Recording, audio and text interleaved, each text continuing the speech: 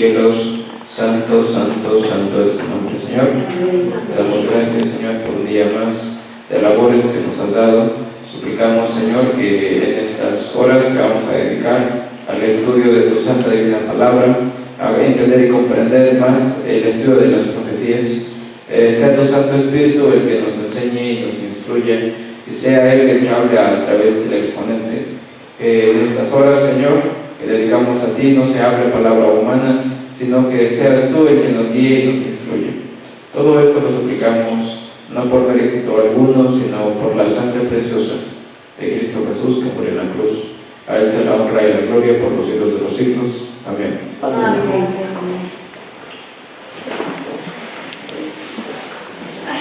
Buenas noches, hermanos. Tardes, noches. Bueno, quise meterme rápido en esa hora.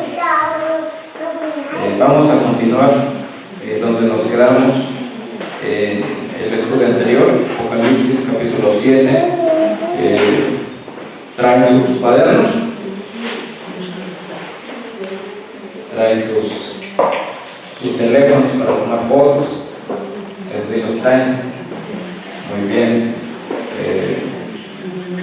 Vamos a nada más a dejar los puntos que interpretamos la noche anterior para beneficio de los que no asistieron y para recordatorio de los que también asistieron ayer, para que puedan refrescar, por así decirlo, la memoria.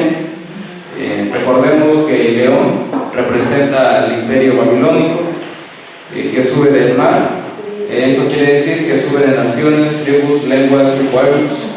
El tercer punto que interpretamos la noche anterior surge de los vientos, o sea, surge de las guerras. Tenía alas de águila. La palabra de Dios nos dice que las alas de águila representan velocidad. En las conquistas de estos imperios fue levantada del suelo, se paró sobre sus pies como hombre. Ahí hay una pequeña representación a la izquierda de la pantalla. Dice: y le fue dado corazón de hombre, y eso se cumplió cuando el rey Nabucodonosor reconoce a Dios y se le da corazón de hombre. Se le arrancan las alas al león cuando éste deja de conquistar, y así mismo pasó con el imperio babilónico. Entonces ayer dijimos que íbamos a continuar en el año 538. ¿Qué fue lo que le pasó a Babilonia en el año 538? La palabra de Dios nos da, en un capítulo del libro de Daniel, nos dice qué fue lo que pasó. Nosotros lo conocemos como la última noche de Babilonia. Daniel capítulo 5, versículo del 1 al 6. Versículo 1, leemos la palabra de Dios. El rey Belsasar hizo un gran banquete a 1000 de sus príncipes, y en presencia de los 1000 bebía vino. Versículo 2. Belsasar, con el gusto del vino, mandó que trajesen los vasos de oro y de plata de Nabucodonosor su padre había traído del templo de Jerusalén, para que bebiesen en ellos el rey y sus grandes y sus mujeres y concubinas. Entonces fueron traídos los vasos de oro que habían sido traídos del templo de la casa de Dios que estaba en Jerusalén, y bebieron en ellos el rey y sus príncipes y sus mujeres y sus concubinas. Bebieron vino y alabaron a los dioses de oro y de plata, de bronce, de hierro, de madera y de piedra. En aquella misma hora aparecieron los dedos de una mano de hombre que escribía delante del candelero sobre en lo encalado de la pared del palacio real, y el rey veía la mano que escribía. Entonces el rey palideció y sus pensamientos lo turbaron y se debilitaron sus lomos y sus rodillas se daban unas contra las otras. Cuando las rodillas chocan es por un miedo tremendo, como cuando hace mucho frío que están las piernas temblando. Así estaba el rey Belsasar por lo que él estaba viendo, la mano que escribía en la pared. Versículo 25 del mismo capítulo 5. Y la escritura que trazó es: Mene, mene, tekel, uparsin. Esta es la interpretación del asunto. Mene, contó Dios tu reino y le ha puesto ¿qué? Fin. Año 538 en el reino de Babilonia. Tekel, pesado has sido en balanza y fuiste hallado falto. Pérez, tu reino ha sido roto y ha dado a los medos y a quién? Y a los persas. Y es ahí donde nosotros continuamos con la interpretación profética. Cae el imperio babilónico y sube ahora a gobernar el imperio medo-persa. Versículo 29. Entonces mandó Belsasar a vestir a Daniel de púrpura y poner en su cuello un collar de oro y proclamar que él era el tercer señor del reino. 30. La misma noche fue muerto Belsasar, rey de los caldeos, y Darío de Media tomó el reino, siendo de 62 años. Entonces aquí nosotros vemos que Daniel vio el auge, no el levantamiento, vio el auge, la cima del imperio babilónico, vio su caída y vio cómo se le empezó a levantar el imperio medo-persa. Daniel vivió entre dos reinos. Y aquí también nos hace una enseñanza importante para nosotros, la palabra de Dios, que el Señor cuenta nuestras acciones. Somos juzgados por todo lo que hacemos. La hermana White también dice que nuestras palabras, nuestros pensamientos y nuestras intenciones pasan a juicio. Eso ustedes lo pueden leer en el libro Conflicto de los Siglos, capítulo El juicio investigado, para que, también hagamos reflexión de que lo mismo que le pudo haber pasado, lo mismo que le pasó a los reyes, en este caso es el juicio de las naciones, por así decirlo. Es una enseñanza también para nosotros de que nadie está exento y de que nadie, las acciones que nosotros cometamos no son ocultas a la vista de Dios, sino que Él mira todo y de todo tiene registro de lo que nosotros hacemos. En el año 538, el rey Belsasar sabía que Babilonia estaba sitiada. De hecho, Babilonia ya llevaba mucho tiempo sitiada, pero los babilonios confiaban tanto en la fortaleza de sus murallas, porque eran muy grandes y muy gruesas, que ellos decían que no era posible que un reino los conquistara. Fue debido a esta prepotencia, los ejércitos medo y persa estaban afuera de la ciudad, rodeándola, para que nadie pudiera entrar ni salir. Pero la ciudad de Babilonia tenía tanta reserva de comida y era, por decirlo así, autosostenible, que realmente a los babilonios no les preocupaba la situación. Fue por esta razón que el rey estaba tan confiado de sus murallas, de su fuerza propia, que mandó a hacer un banquete. Y en este banquete colmó la ira de Dios al ofrecer los vasos que habían sido dedicados en el templo de Jerusalén a los dioses paganos de los babilonios. Esa misma noche, los medos y los persas, había un río que pasaba por el medio de la ciudad, que pasaba por debajo de las murallas. Entonces lo que hicieron los medos y los persas es que montaña arriba, ellos desviaron el río para que el lugar donde pasaba el río, por debajo de la ciudad, quedara seco. Y ellos pasaron por debajo de la muralla, en suelo seco. Y es ahí donde entraron Ciro y Darío y mataron al rey Belsasar. Eso fue en el año 538, donde empieza el reinado de los medos y los persas. Y proféticamente también nosotros sabemos que es el levantamiento del oso, la bestia que sigue al león, el oso que se levanta de un costado más que del otro. Seguimos leyendo Daniel capítulo 7, versículo 5.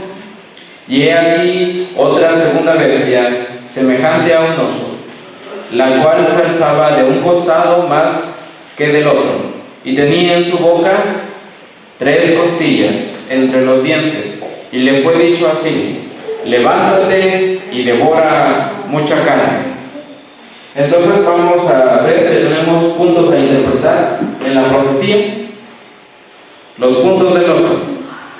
Es semejante a un oso, claro está. Sube del mar, surge de los vientos, de acuerdo a lo que empezamos a leer al inicio de la profecía. Se alzaba más de un costado que del otro. Tenía en su boca 3 costillas entre los dientes, y le fue dicho así: levántate y devora mucha carne. Datos sobre el oso. Respecto al león, también ayer hubo asuntos que nos faltaron por mencionar, un asunto breve, pero interesante, por así decirlo. El león, dentro de la naturaleza, es el animal más majestuoso, ¿sí o no? Hasta se ha dicho en el mundo coloquial, en el mundo popular, que el león es el rey de la selva. Es el felino, el gran felino más majestuoso, tiene su melena como si fuera corona del hábitat donde él se desarrolla. Y esta característica también se corresponde al reino de Babilonia. El reino de Babilonia fue el más próspero y rico en economía, en oro. Son símbolos que se van acompañando, que se van complementando. La majestuosidad del león y la riqueza del imperio babilónico. Pero en el caso del oso tenemos un asunto bien interesante que corresponde también a la interpretación, a la descripción del imperio medo-persa. El oso es el carnívoro terrestre más grande que existe.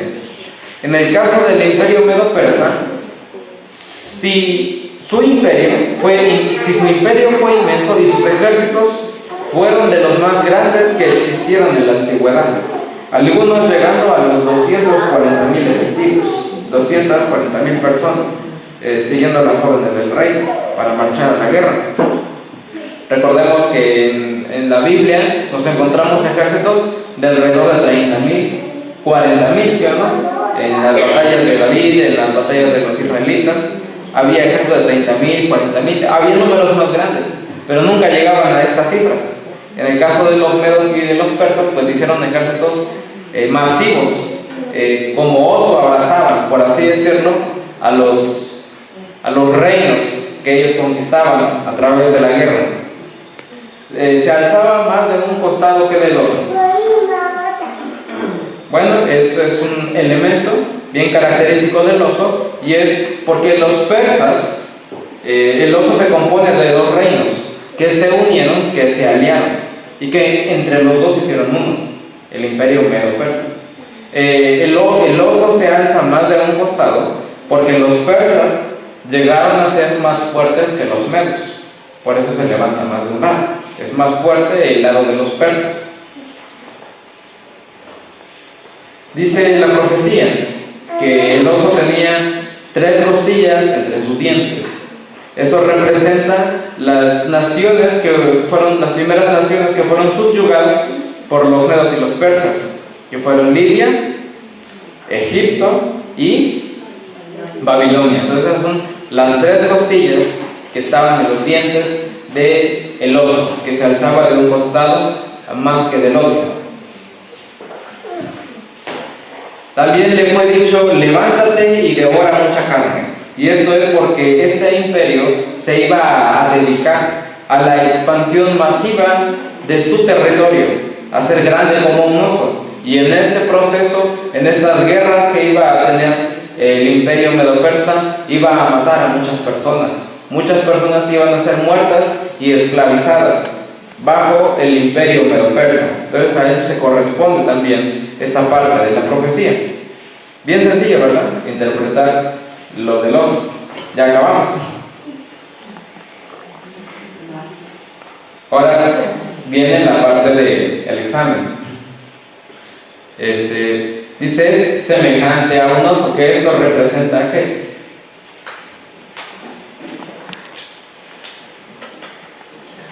Símbolo del poder de quién? De Persia, de los medos y de los persas. Sube del mar, sube de naciones, tribus, lenguas y pueblos. Surge de los vientos, surge de la guerra. Se alzaba de un costado más que del otro. Los persas fueron más poderosos que los medos.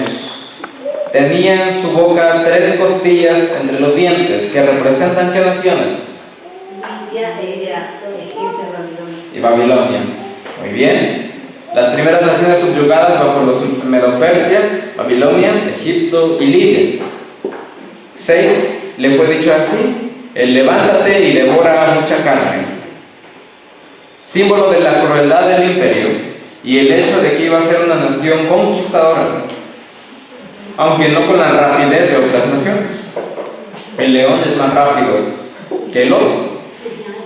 Nabucodonosor conquistó más rápido. Los medos y los persas tardaron más, fue una conquista más lenta y prolongada de varias generaciones. También está ahí representado. Bueno, ¿sí se acuerdan del imperio babilónico? El imperio babilónico estaba en esta parte, ¿verdad? Era casi esta figura que estoy aquí dibujando, más o menos. Y el imperio medo-persa llegó a ser mucho más grande, como no. Estos son Persia y Media, los 2 reinos que se unieron para conquistar a Babilonia. Por eso en la profecía al Nabucodonosor se le dijo que el imperio que le iba a subvenir iba a ser inferior, porque estos pues 2 eran más chiquitos. Tuvieron que unirse para hacerse más fuertes, pero en sí, individualmente, eran inferiores. Entonces tenemos varios símbolos del oso, que están los medos y los persas, el oso que se levanta de un costado más. Recordemos que en la estatua de Nabucodonosor tiene 2 brazos, la estatua, de los pechos y brazos son de plata, que representa un brazo a los medos y el otro brazo representa a los persas. También es importante ahí esos asuntos en la profecía. La cabeza que representaba Babilonia pues era una, y aquí los pechos y los brazos representan 2 partes de un imperio, los medos y los persas. El imperio medo-persa tiene un periodo de auge, un periodo de dominio, que es la palabra que vamos a venir cuidando, por así decirlo, recordando a lo largo de este tema. Tiene un periodo de dominio del año 538 al año 331, todo esto antes de Cristo. Todo esto antes de Cristo. Muy bien. ¿Qué sucedió en el año 331? ¿Qué pasó? En el año 331 fue el 1 de octubre del año 331, fue la batalla de Gaugamela, en las riberas del río Gumuz, tributario del Gran Sat.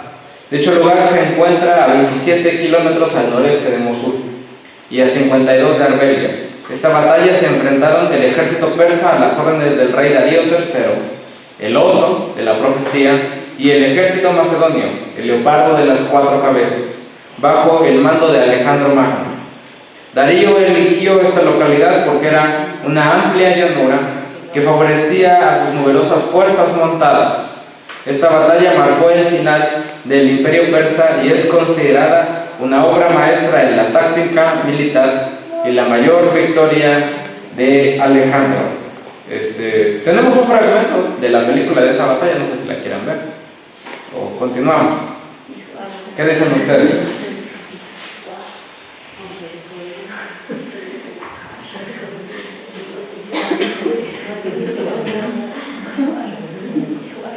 Unos dicen que sí, otros dicen que lo sabe. La mano los que sí, los que Bien fácil, levanten la mano los que quieran ver el fragmento. Los que no la quieran ver, no levantó la mano nadie. Hay algo que quería que vieran.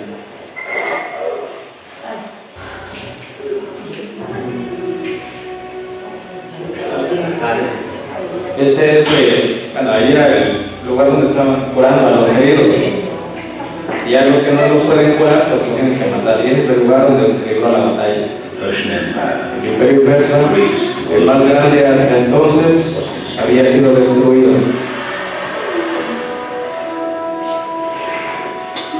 El Alejandro, con 25 años de edad, era ahora rey de todo.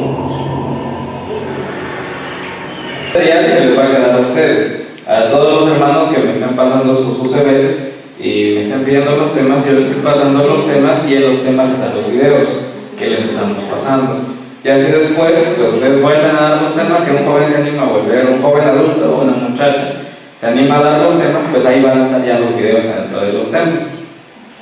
Entonces esta información no nos la vamos a llevar, se las vamos a dejar a ustedes. Muy bien, pero continuamos. Era para que aquí hiciéramos conciencia de lo que pasó en la historia, para que, pues ya, para que vean que no es aburrido estudiar historia.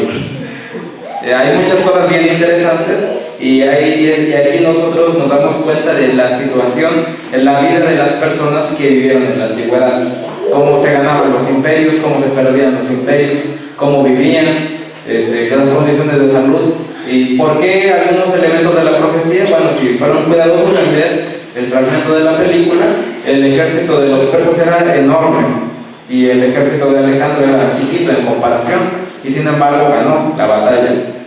Pero bueno, eso ya es un poco más el asunto histórico a detalle. El versículo de Daniel, capítulos 7, 6, respecto a este apartado de la profecía, dice: después de esto miré, y aquí otra bestia semejante a un leopardo con 4 alas de ave en sus espaldas, y tenía también esta bestia 4 cabezas, y le fue dado dominio. Entonces vamos a ver que esta bestia, que está representada por un leopardo de 4 cabezas y 4 alas, pues representa a lo que vimos en la película, el imperio griego macedonio. Pues vamos a poner los elementos: es semejante a un leopardo, sube del mar, surge de los vientos, con 4 alas de ave en sus espaldas, tenía también esta cabeza, 4 cabezas, y le fue dado ¿qué? Dominio. Algo bien interesante que la profecía sigue manteniendo, lo del dominio. Entonces estos son los elementos. Entonces vamos a ver, una bestia tiene un periodo de auge, un periodo de dominio. El dominio es esa capacidad, por así decirlo, que se le da para que gobierne sobre el mundo. Eso es el dominio. Y cada bestia tiene su periodo de dominio. Por eso una bestia viene después de la otra y no todas vienen al mismo tiempo. Semejante a un leopardo. Ya vimos, el león es majestuoso, el oso es grande y fuerte, y el leopardo ¿qué es?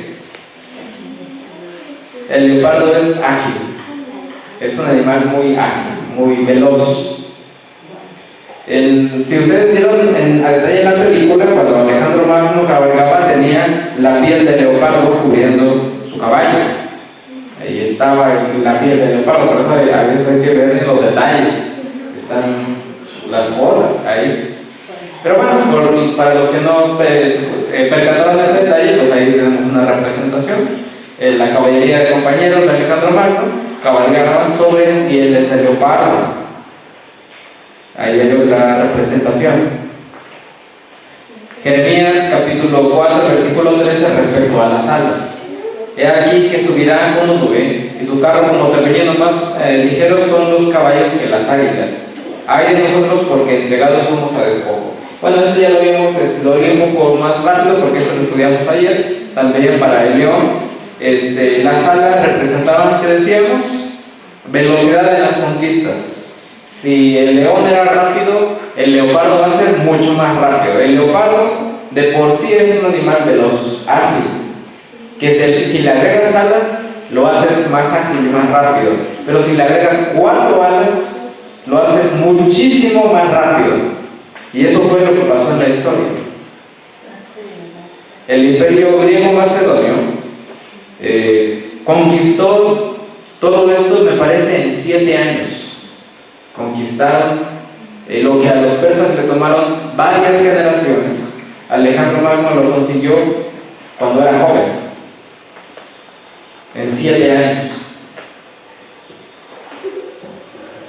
El tercer reino, Grecia, está representada por este símbolo.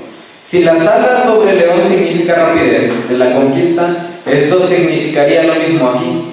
El leopardo en sí es una especie de pies ligeros, pero esto no fue suficiente. Esto es del fragmento de Daniel Apocalipsis de Urias Smith, Daniel capítulo 7.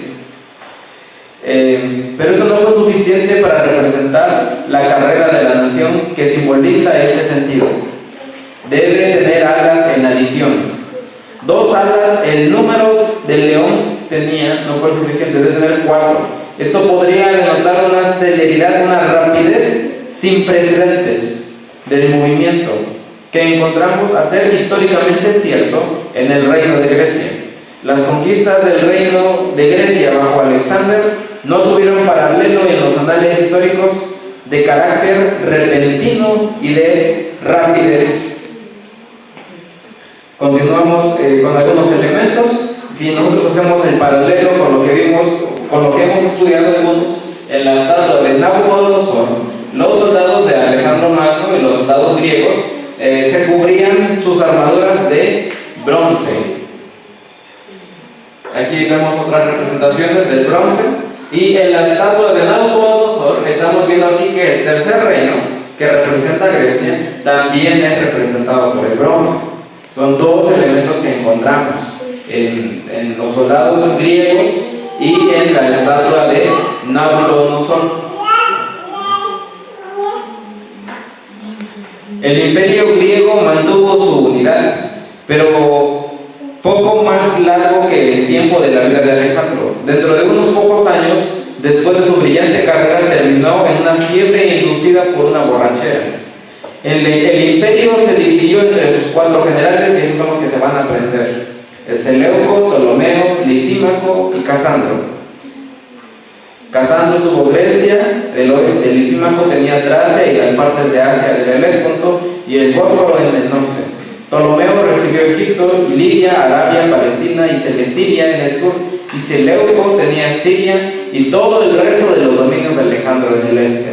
Entonces, hermanos, es bien importante, parece para nosotros irrelevante, de poca importancia quizá, aprendernos los nombres de los generales de Alejandro Magno que se repartieron en el imperio cuando él murió, pero estos nombres son importantes porque los vamos a utilizar en Daniel capítulo 8, se van a utilizar otra vez estos nombres en la identificación del rey del norte y del rey del sur. Vamos a necesitar que se sepan esos nombres de memoria, porque si no, no se puede entender bien Daniel 11.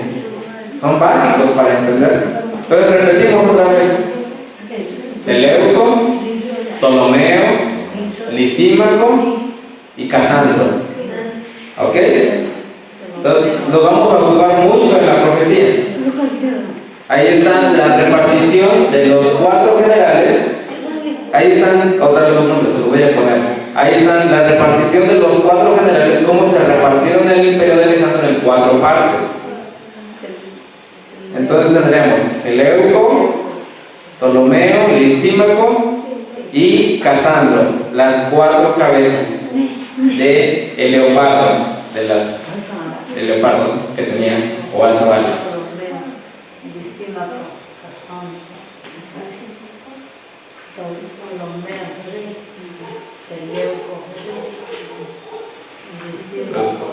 Bien importante es, ¿verdad? Aprender. A veces no les damos importancia, así como sí, se repartieron en 4 generales, pero es importante saber quiénes son.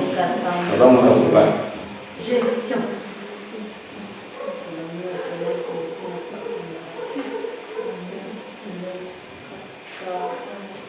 Muy bien. ¿Dudas?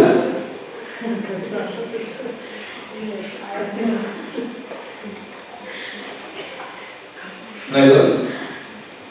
¿Todo claro? ¿Ya podemos seguir con la siguiente diapositiva? ¿Sí? Ok. Tenía esta bestia también 4 cabezas y le fue dado dominio, y durante un tiempo dominó. Durante un tiempo fue la suprema bestia. Pues aquí tenemos otra vez, semejante a un leopardo, agilidad con la que los griegos realizarían sus conquistas. Sube del mar, que representa sube de naciones, tribus, lenguas y pueblos. Surge de los vientos, ya vimos que efectivamente surgió de la guerra, para que no nos quede la duda, por si había dudas por ahí. Surge de las guerras. Tenía 4 alas de ave en su espalda, increíble rapidez con la que conquistaría.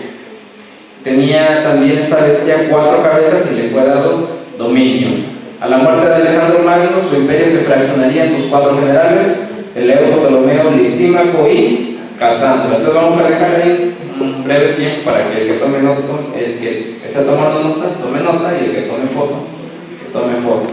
Pero recordamos, hermanos, que les vamos a dejar esas presentaciones.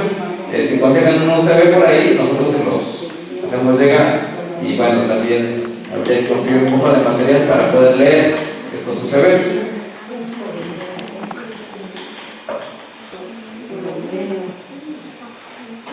Muy bien. ¿Dudas? Pasamos a la siguiente bestia. Amén. Bendito.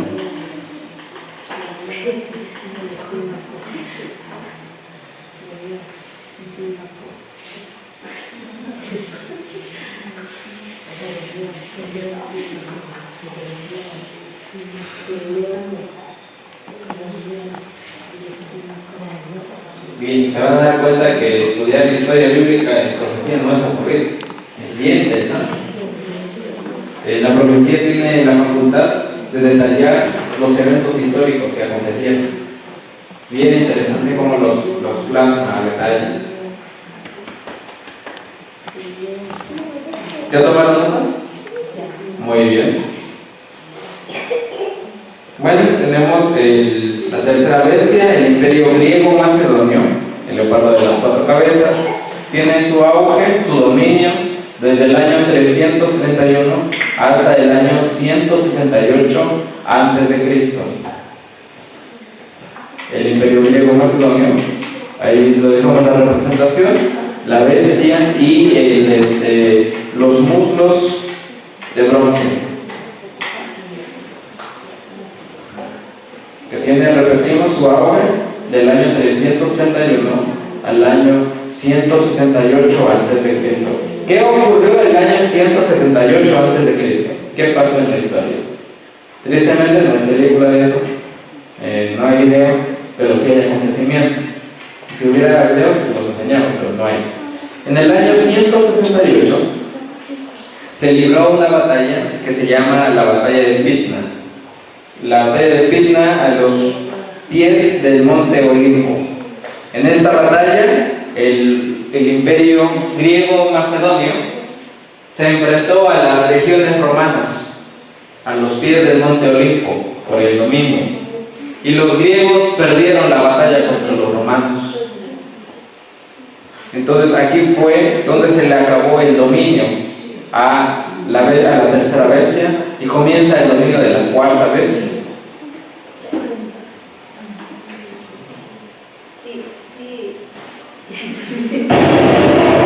Roma es una pequeña pero creciente república con ambiciones expansionistas. Sabe bien que derrotar Cartago significa controlar el mundo antiguo. El conflicto entre Roma y Cartago escaló hasta una lucha a muerte entre las dos principales potencias en el Mediterráneo occidental. Cuando ambas fuerzas se enfrentaron en Sicilia, Roma era una potencia incipiente, pero demostró su capacidad de adaptación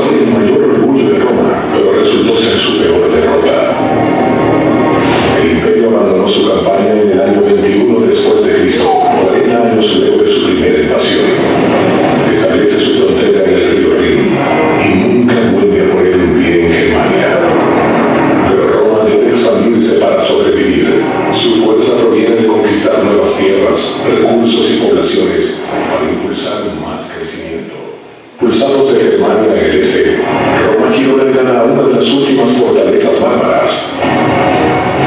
Britania, un lugar como ninguno que Roma haya conquistado antes. Esta tierra salvaje y misteriosa está cubierta por la lluvia y niebla espesa. Las campañas para tomar Britania y Germania resultan tan costosas que el imperio ya no podrá costear la lucha contra los bárbaros.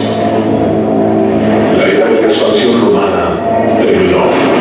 Roma deja de expandirse por numerosas razones. Una era militar, la resistencia en las fronteras es exponencialmente más severa. La otra era burocrática. Los romanos no podían mantener los dominios que ya habían adquirido porque no tenían un gobierno lo bastante sofisticado para hacerlo. El imperio ahora construye muros para mantener fuera a los bárbaros. En Escocia por el norte, a lo largo del río Rin en el oeste, y en el este el Danubio se convierte en la línea divisora entre el imperio y Europa del Este. Bien, este es un pequeño resumen, lo más que podemos resumir algunos documentales para tratar de enseñarles la historia de Roma lo más rápido. Hay algunas cosas que se mencionan en estos documentales que a nosotros nos son de ayuda para entender las profecías. Por ejemplo, esos ríos que tenemos ahí, el Rin y el Danubio, los ocupamos no para interpretar la profecía, sino para entender el contexto histórico de algunas trompetas. Entonces, pues es necesario entender qué regiones dominó Roma, cómo era la forma del imperio romano. Es algo que ustedes pues deben de entender. Y si quieren, les dejamos esta información también. Están los documentales completos, ahí los traemos en memorias por algo que quieran, para que pues estudien un poco de historia romana, por así decirlo. Es de beneficio para algunos, pues les va a ayudar a entender más el contexto de cuál es la política de Roma, cuáles son las tácticas que utiliza Roma, qué es lo que hace Roma si no puede ganar. Son bien interesantes esos documentales porque muestran esas partes de la historia romana. Y aquí es para que nosotros entiendamos el contexto, las regiones que conquistaron, por qué se detuvieron y cuál era el carácter del imperio. Daniel capítulo 7, versículo 7. Dice: después de esto miraba yo en las visiones de la noche, y he aquí la cuarta bestia, espantosa y terrible y en gran manera fuerte, la cual tenía unos dientes grandes de hierro, devoraba y desmenuzaba, y las sobras hollaba con sus pies, y era muy diferente de todas las bestias que vi antes de ella, y tenía 10 cuernos. Bueno, pues vamos a entender algunos elementos. He aquí una cuarta bestia, espantosa y terrible, sube del mar, surge de los vientos, en gran manera fuerte, tenía unos dientes grandes de hierro, devoraba y desmenuzaba, las sobras las hollaba con sus pies, era muy diferente de todas las bestias que había antes de ella. Todos estos elementos pues vamos a darles un contexto, una interpretación de lo que aconteció en la historia. Muy bien, proseguimos. Y tenía 10 cuernos, gracias. Me faltaba esa parte, tenía 10 cuernos. Libro de Daniel Apocalipsis de D.S. Smith, Daniel capítulo 7 del libro.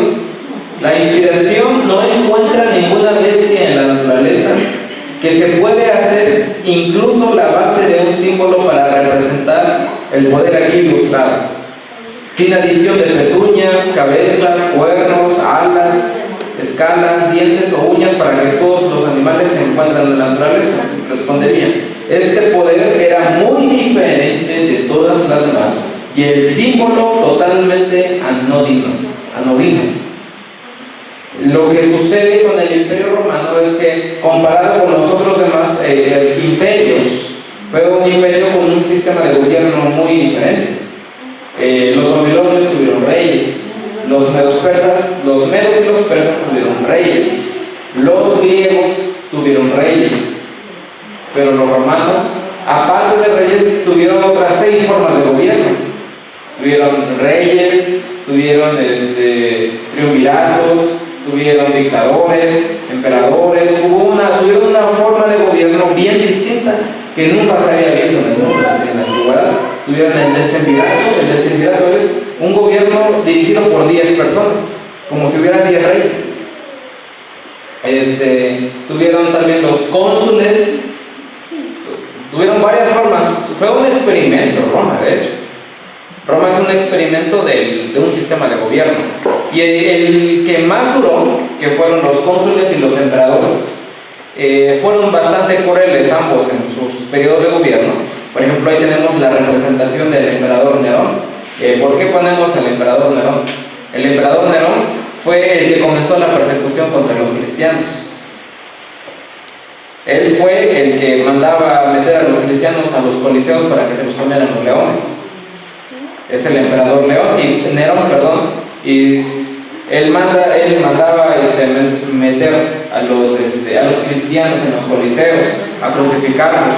El Imperio Romano, dentro de la historia de los imperios paganos, y es ahí donde nosotros debemos entender, dentro de los imperios paganos, el Imperio Romano fue el que levantó la persecución más cruel de todas contra los cristianos, de los imperios paganos, porque el que se lleva la corona es el papado, es el que ha perseguido más. Y de ahí le sigue el Imperio Romano. Hasta el Imperio Romano pagano nunca se había visto el asunto de las persecuciones a la escala que lo hicieron los romanos. Bueno, tenemos algunas ilustraciones históricas que se los bañaban a los cristianos en sangre y se los echaban a los perros. Dice: he aquí la cuarta bestia espantosa y terrible, una bestia que se deleitaba en la muerte, una bestia que su diversión, su entretenimiento, su televisión, por así decirlo, era ver a la gente morir en los coliseos. Eso era su entretenimiento, eso los hacía felices. El Imperio Romano fue el que levantó la peor de las persecuciones en comparación con los tres imperios anteriores. Dice: en gran manera fuerte. El poder del ejército romano se dividía en dos partes: su disciplina, con la cual el ejército oponía una gran fuerza, y su armamento, que consistía en la mejor armadura del tiempo, forjada en ¿qué? Hierro. En hierro. Los griegos en bronce y los romanos en hierro. Y las máquinas de guerra más modernas. Pese a que sus ejércitos no eran los más grandes de la época, fueron los más fuertes, con los cuales aplastaron a sus enemigos. A eso se refiere la inspiración, en gran manera fuerte. Tenía unos dientes grandes de hierro. Entonces, los dientes de la bestia son de hierro. Y el siguiente imperio, en la estatua de Nabucodonosor, tiene las piernas de hierro. Ambos símbolos tienen el hierro, el que representa a Roma. Ahí nosotros lo vemos.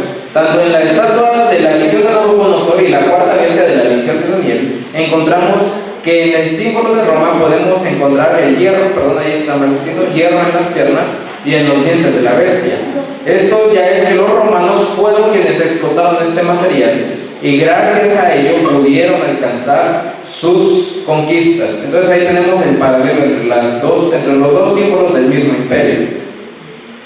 Y aquí está un soldado romano, eso es un pretoriano, que tiene una armadura de hierro.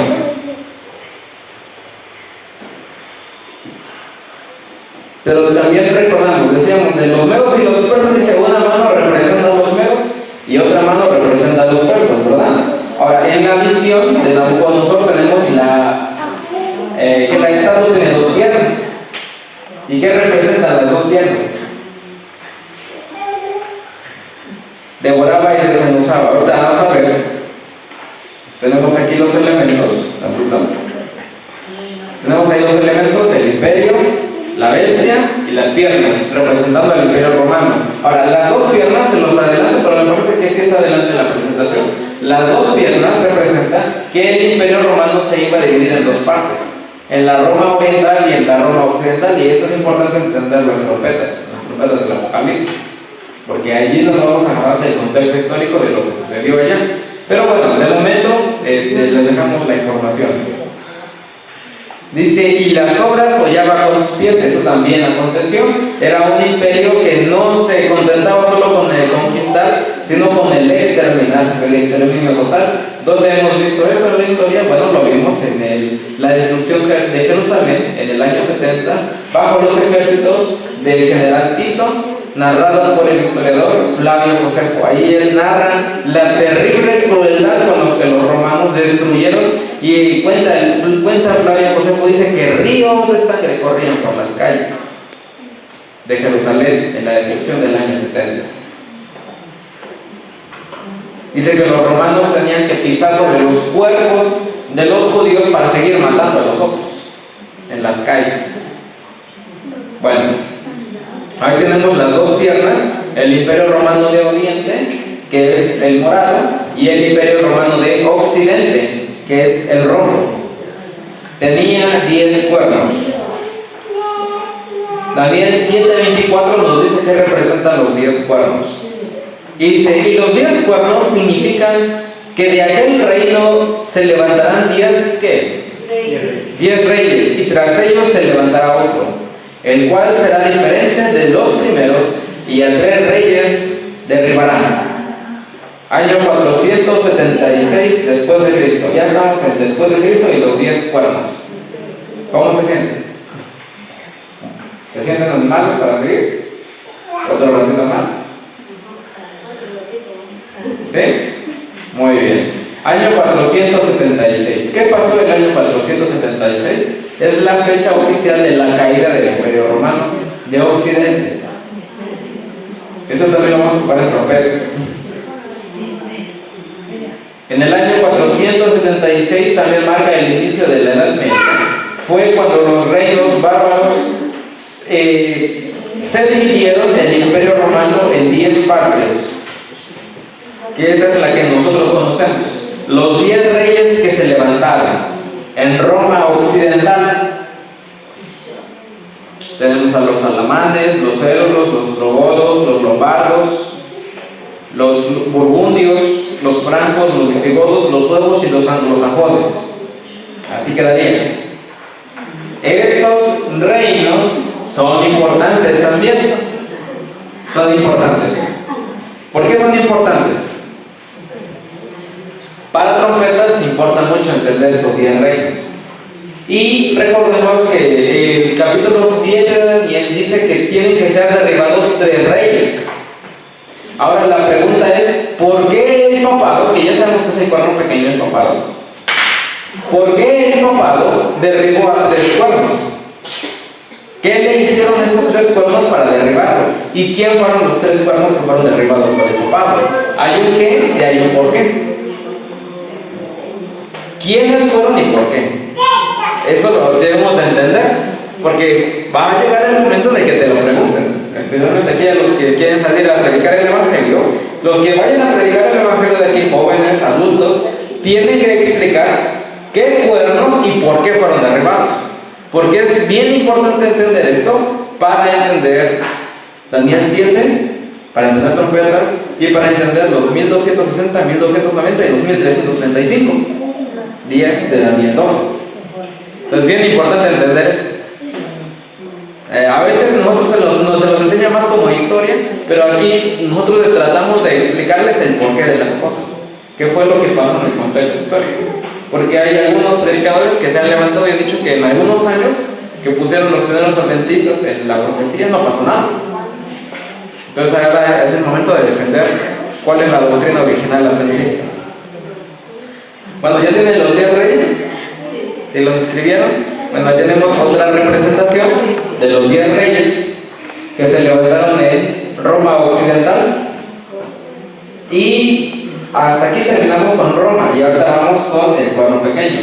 He aquí una cuarta bestia espantosa y terrible. ¿Qué representa qué? Ok. Sube del mar, surge de naciones. Es preferible que ustedes lo digan, porque yo siempre lo estoy diciendo cuando sean internos. O sea, yo ya me lo sé después de memoria. Aquí es más importante que ustedes lo digan. ¿Ok? Sube del mar, ya dijimos. Surge de los vientos. ¿Surge de qué? De las guerras. Muy bien. En gran manera fuerte.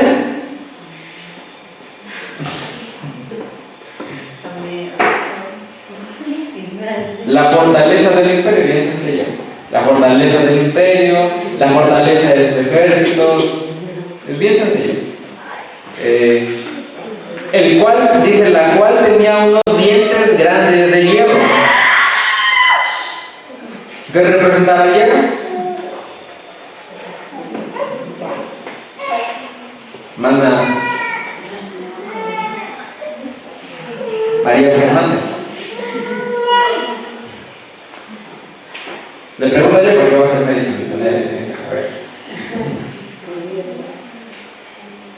Recordemos que el hierro está en la estatua de Nabucodonosor, que representa el imperio romano. Un imperio fuerte como el hierro. Además, que lo utilizaban como metal principal. Recordemos que estaban en las armaduras de los soldados. 6. Devoraba y desmenuzaba. El imperio que arrasa con otras naciones. 7. Las obras las hollaba con sus pies. Además era una nación sumamente esclavista. 8. Era muy diferente de todas las bestias que había antes de ella. Tiene un sistema de gobernación nunca antes visto. 9. Tenía 10 cuernos. Ahí sí les toca a ustedes, los 10 reyes. ¿Cuáles son los 10 reyes?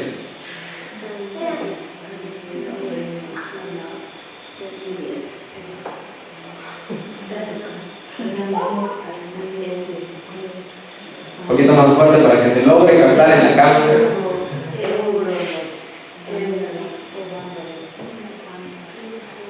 Son se fraccionarían en 10 partes después del año 476. Los hebreos, los vándalos, los anglosajones, los visigodos, los suevos, los burgundios,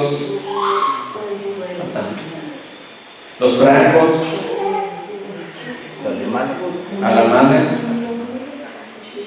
Entonces hasta aquí tenemos Babilonia, Medo-Persia, Grecia y Roma.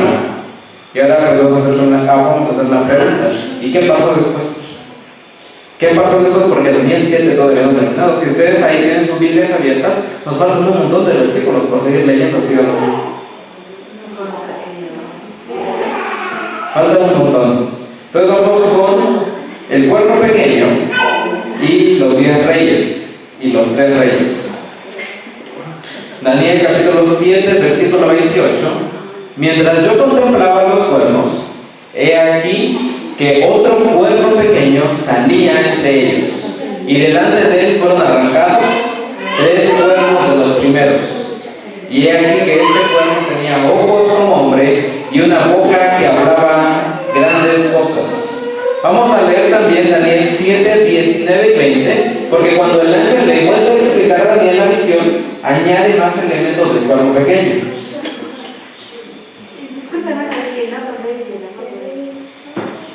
¿Cuál? ¿Esa? ¿Esa? ¿Cuál?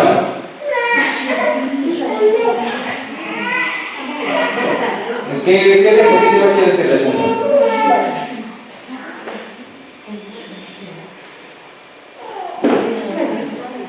¿Mande? No hay problema. Si alguien quiere que volvamos desde el minuto, no hay problema. Lo importante es que ustedes entiendan lo que estamos ahí. Si quieren hacemos vigilia, también no hay problema. No me digan que están cansados porque el que sabe que soy yo.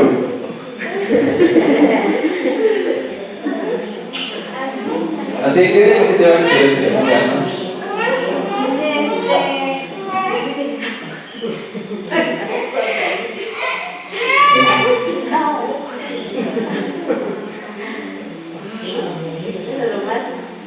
Hasta ahí vamos, no hemos ido más adelante.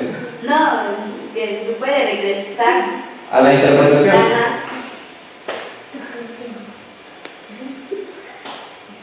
Ahí. Ok. Bueno, para que les dé tiempo tomar la respectiva fotografía. Bueno, ya que regresamos, pues ponte bien para tomar bien la foto. Aunque lo estamos grabando y lo vamos a subir. Lo vamos a subir. Gracias. Sí, hermano, para eso estamos. Muy bien. Decíamos que vamos a leer también Daniel 7, 19 al 20. Porque el ángel, cuando le explica a Daniel, le da más elementos para describir el cuerno pequeño. Dice: entonces tuve deseo de saber, versículo 19, Entonces tuve deseo de saber la verdad acerca de la cuarta bestia, que era diferente de todas las otras, espantosa en gran manera, que tenía dientes de hierro y uñas de bronce, que devoraba y desmenuzaba y las horas las hallaba con sus pies. Ahora, aquí me parece un elemento, no recuerdo si está en la presentación, pero eso de una vez lo voy a decir. Cuando Daniel vea la cuarta bestia, al principio él no escribe que tiene las uñas de bronce. No lo dice. Ya cuando el ángel le vuelve a explicar, Daniel sí le pregunta por las uñas de bronce. Al inicio no lo escribe, pero después sí le pregunta al ángel de las uñas de bronce. ¿Qué representan las uñas de bronce? Sabemos que la cuarta bestia es el Imperio Romano. ¿Y las uñas de bronce qué? Bueno, bien sencillo. El Imperio Romano, y ya sabemos que el bronce representa a los griegos. ¿Por qué esta bestia tiene las uñas de bronce entonces? Bien sencillo. Es porque el Imperio Romano fue sumamente influenciado en casi todo, en el pensamiento de hecho, por los griegos. Los romanos fueron educados por los griegos, así nosotros lo podríamos decir. Es un gran resumen de la historia. Se dice en la historia que los griegos conquistaron a los romanos, que los romanos conquistaron a los griegos, pero fueron los griegos quienes educaron a los romanos, porque fue tanta la influencia que tuvo el Imperio Romano de los griegos, que sus templos, sus edificios, su forma de vestir, todo eso deriva del pensamiento griego. Entonces por eso esta bestia tiene sus uñas de bronce, para aclarar, por si no está ahí en la presentación, si no, pues qué bueno que sí lo habré puesto por ahí. Que devoraba y desmenuzaba y las horas las hallaba con sus pies. Asimismo, acerca de los 10 cuernos que tenía en su cabeza y del otro que había salido delante del cual habían caído 3. Y este mismo cuerno tenía ojos y boca que hablaban grandes cosas, y parecía, y aquí hay otro elemento que nos añade, y parecía más grande que sus compañeros. Versículo 23 y 24. También ahí vuelve otra vez. Digo que a Daniel le dan la visión y le explican 2 veces, porque él no lo entendía. Daniel 7, 23 y 24. Y dijo así: la cuarta bestia será un cuarto reino en la tierra, el cual será diferente de todos los otros reinos, y a toda la tierra devorará, trillará y despedazará.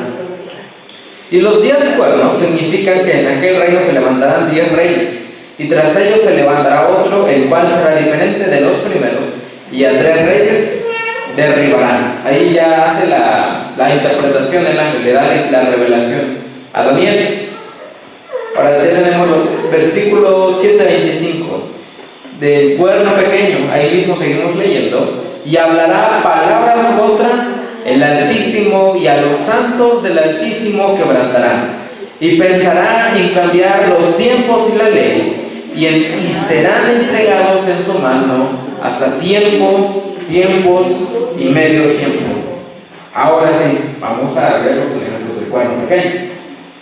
He aquí otro cuerno que salía de entre ellos, y delante de él fueron arrancados 3 cuernos de los primeros. He aquí que este cuerno tenía ojos como hombre, y una boca que hablaba grandes cosas, y parecía más grande que sus compañeros. Hablará palabras contra el Altísimo, y a los santos del Altísimo quebrantará, y serán entregados en su mano hasta tiempos y medio tiempo, y pensarán en cambiar los tiempos y la ley. Entonces esos son lo que vamos a interpretar del cuerno pequeño. Ya hablamos de los 10 reyes. Todavía no hemos hablado de los 3 reyes que van a ser derribados por el cuerno pequeño. Me parece que todavía no da tiempo de llegar hasta ahí, hasta los 3 reyes. El cuerno pequeño, al igual que los 10 cuernos, se encuentran en la cuarta bestia. Esto quiere decir que se encuentran dentro del territorio romano. Al derribar a 3 reyes debe surgir después del año 476, y a su vez se hace más grande que sus compañeros. Estas son las condiciones para que surja el cuerno pequeño. Tiene que surgir después del año 476 y tiene que surgir dentro del Imperio Romano. ¿Por qué hacemos la mención de estas condiciones proféticas?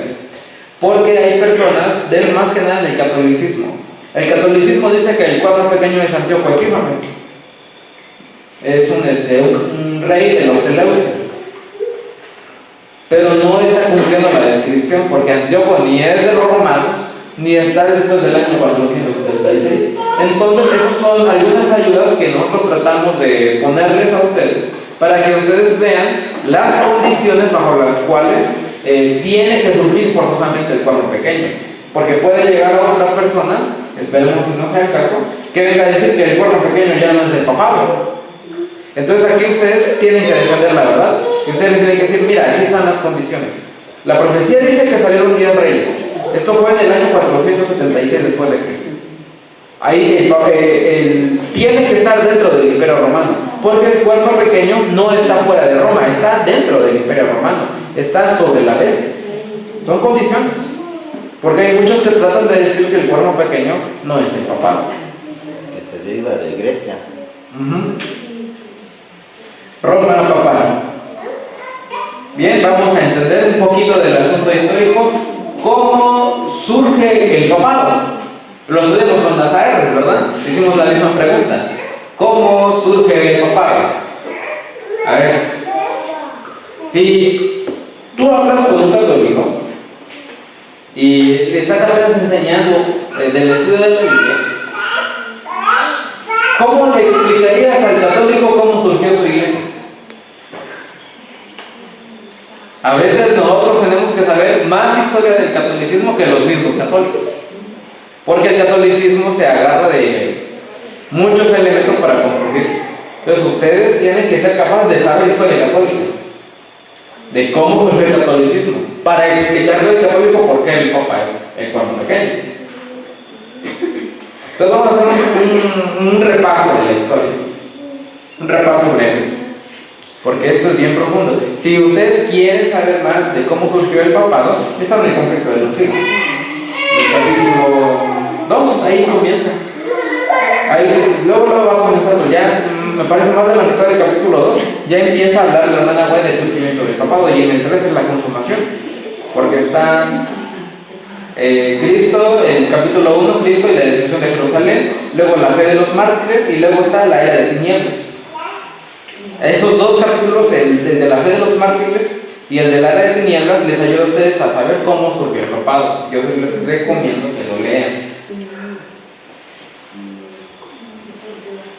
Bueno, ya se me regaló con Cristo. Ok, pero bueno, vamos a regresar para beneficio de los que todavía no hemos llegado a ese capítulo. Cerca de los años 312, estaba el emperador Diocleciano haciendo la más cruel y más terrible de todas las persecuciones contra los cristianos. En esos tiempos, Constantino todavía no era emperador, pero ya estaba pronto a ser el emperador. Este fue el personaje que unió a la iglesia y al Estado, a la Roma pagana y al cristianismo primitivo. Este fue el que los unió, este fue el emperador. El Imperio Romano estaba persiguiendo a los cristianos. Sin embargo, regresamos al contexto histórico de lo que estaba pasando en aquel tiempo en la vida de Constantino. Constantino tenía una riña, había una riña dentro del Imperio Romano entre dos emperadores. Constantino estaba disputando la corona del emperador. Y estaba a punto de librar una batalla que se llama, y ahí el nombre para el que quiera saber más de historia, se llama la batalla del Monte Milvio. En esa batalla, antes de la batalla, dice Constantino, algunas versiones dicen que tuvo un sueño, otros que vio una visión. Lo cierto es que vio una revelación de Satanás. ¿Por qué? Constantino dice, él cuenta el relato, por así decirlo, que él vio en el cielo una cruz que se le apareció y se le dijo, con esta vencerás. La cruz que se le apareció a Constantino no es la cruz que nosotros conocemos, que es así, sino se le apareció este símbolo. Esta es la cruz de Constantino. Esta es la cruz de Constantino. Este se le apareció en el cielo. El diablo le enseñó a Constantino este símbolo y se le dijo, con esta vencerás. Entonces Constantino lo que hace es que ese símbolo que él vio en la visión le manda a sus soldados que lo pinten en sus escudos, y aquí están, ¿ven? él manda que sus soldados los pinten en sus escudos y libra la batalla del puente Milvio contra otros romanos y gana la batalla. Como él ganó la batalla, porque fue ayudado por el diablo, como él ganó la batalla, regresa ya triunfante y él dice: me quiero convertir al cristianismo. De él salió, porque él decía que la visión que había tenido era del Dios cristiano. Recordemos que fue el diablo el que le hizo esa visión. Y entonces Constantino dice: vamos a hacer la paz con los cristianos. Los cristianos ya estaban empezando a ser mayoría en el imperio. Así que Constantino estaba en la persecución y de repente llega Constantino como emperador en el año, anótenle para que estén notando, en el año 313 hacen el edicto de Milán, la libertad religiosa, la primera a ver, es Constantino el que la hace, el edicto de Milán, la libertad religiosa. Después, esto lo vamos a ver más a detalle en la historia de la iglesia de Pergamo, cómo se metió la apostasía en la iglesia primitiva. Pero ahorita nada más estamos contando la verdad cómo fue el asunto. Dice: el primer concilio ecuménico de la historia se celebró en el año 325. Aquí está Constantino. Él se nombró representante y líder de la iglesia cristiana, pero él ni se había bautizado. Y ya era líder de los cristianos. Ni cristiano era. Y ni cristiano era. Y aquí están todos los que traicionaron la fe y se unieron con el Estado. En el año 325 inicia Ciudad de Asia Menor, en el territorio de la actual Turquía, de la que recibe el nombre por el que es conocido el Concilio de Nicea I. Fue convocado por el emperador Constantino I el Grande, por consejo del obispo Osio de Córdoba. Fue un cristiano el que le enseñó a Constantino cómo destruir el cristianismo. Pero seguimos. ¿Qué se hizo en este concilio? En este concilio se hicieron acuerdos para hacer la unión entre el paganismo y el cristianismo, en común acuerdo para que estuvieran en paz, para que llamaran la atención de los paganos y los paganos se convirtieran más rápido. ¿Qué se hizo en este concilio? Entre los cambios más importantes que Constantino efectuó en la liturgia católica, con el fin de atraer a los paganos, cabe destacar la práctica que lleva a cabo al destinar un templo en exclusiva al culto de un santo en particular. Entonces, la idea de tener un templo exclusivo para un santo es de Constantino. La idea de adorar a Dios exclusivamente en templos viene de Constantino. Cabe destacar que la práctica que lleva a cabo aquí cuando se lo leí, la adoración de las imágenes, ahí empieza la base del catolicismo. La adoración de las imágenes, la introducción de cánticos, como era el de Clear Ellison, o la quema de inciensos. Aquí se meten las plantas aromáticas a los templos. Los cristianos antes no metían plantas aromáticas a los templos. Después, en el primer concilio de Nicea, dijeron: podemos empezar a meter plantitas. Idea de Constantino. Por eso pues nosotros les decíamos antes, ahora aquí está la base histórica de donde comienzan a meter las flores. Bien, las flores. Seguimos, plantas aromáticas, el uso de lámparas de aceite, ahí comienzan con sus velitas, plantas de aceite y velas. La utilización del agua bendita también ahí comienza, se establece. Entonces, para que tú le digas al católico de dónde sale su doctrina. El agua bendita, la clausura sacerdotal. La clausura es que los sacerdotes lleven un hábito, una ropa especial. La clausura sacerdotal. El anillo de las bodas, ahí también comienza. Seguimos en la fijación de las fiestas religiosas y profesionales. La fecha del 25 de diciembre que se correspondía con el solsticio de invierno y que era festejada como la fiesta del sol invicto. El 25 de diciembre es la fiesta del sol y pasó a ser la Navidad. Del que Constantino era adorador. De hecho, aquí ves, tiene una aureola como de sol. Pasó a ser el día de la Natividad del Señor, una efeméride que antes nunca había sido festejada por los cristianos. Así como la utilización de prendas y vestimentas sacerdotales suntuosas. Por poner un ejemplo, tal como lo explica Eusebio de Cesarea en sus escritos, y fue recogido por el cardenal católico. Bueno, y aquí está la referencia bibliográfica. Entonces ahí comienzan a establecerse los principios del catolicismo. Estamos en el año 325 después de Cristo. Recordemos que para el papado está el año 476. ¿Qué libro de la profecía de Dios? No, eso no es un libro de la profecía, es una cita, es una bibliografía que fue recogido por el cardenal católico, que ustedes buscan el cardenal católico J.H. Newman en su libro Un ensayo de la devoción de la doctrina cristiana, así se llama. Un ensayo de la devoción de la doctrina cristiana, página 359-360. Que no es nada de doctrina cristiana. Ajá, es un comentario católico. Ahí es donde ellos empiezan a decir, aquí empieza a surgir la base del primer concilio de Nicea. Bueno. Cristiana. Regresa un ratito ahí, ¿no? ¿Mande? Doctrina cristiana para notar ahí. Un ensayo de la development. Development me parece que es devoción, me parece.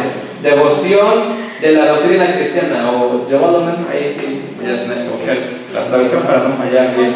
Pero si quieren buscarlo en inglés y ya lo traducen ahí. Development of Christian Doctrine.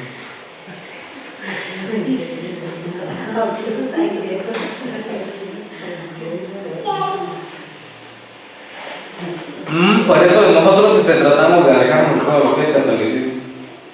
No nos gusta hacer nada si no sabemos de dónde sale. Así es que adiós las flores. Adiós las flores. Pues sí, porque... Es que sí están bonitas, yo no digo que no. Hasta aquí uno predica y llega el aroma de flores, huele bonito. Pues yo le tomo fotos, pero las dejo ahí. Bien, ya tomaron la referencia. Bueno, continuamos. Está cansado. ¿Mande? Está cansado de estudiar. ¿Ya se cansaron de estudiar? ¿Ya? Bueno, imagínense hacer el tema. Muy bien, quiero llegar hasta las letras blancas para que allí podamos pausar. Bueno, entonces ahí está, el Imperio Romano estaba dividido en Oriente y en Occidente. Después que Constantino trasladó la capital del Imperio de Roma a Constantinopla en el año 330, el liderazgo del obispo de Roma terminó quedando como único durante mucho tiempo, y los romanos pasaron a aceptarlo como su legítimo líder temporal y espiritual en situaciones de crisis. A ver, ¿qué es lo que está diciendo aquí? Aquí lo que está diciendo es que la capital de Roma estaba aquí, en Roma, pero Constantino en el año 330 traslada la capital aquí, a Constantinopla. Entonces, ¿quién se quedó a gobernar en Roma? Constantino. No, porque Constantino se pasó para acá. Constantino le cede al obispo Roma. Le cede el lugar al obispo. Y los romanos que se quedaron ahí en Roma reconocieron al obispo como el líder temporal y espiritual de Roma. Por eso la banca dice, profesor de la historia de la Universidad de Roma, dice, a la sucesión de Césares, de emperadores, siguió la sucesión de pontífices en Roma. El trono que dejó Constantino al trasladarse a Constantinopla fue entregado al pontífice romano. ¿Quiénes son los sucesores de los Césares? Los papas. Ahí es lo que están diciendo los historiadores. Pero el desarrollo de la Iglesia y la creciente autoridad del obispo de Roma, el Papa, dio a esta ciudad la nueva oportunidad y la transformó de nuevo en capital, esta vez en la capital del mundo religioso, y hasta la fecha lo sigue siendo.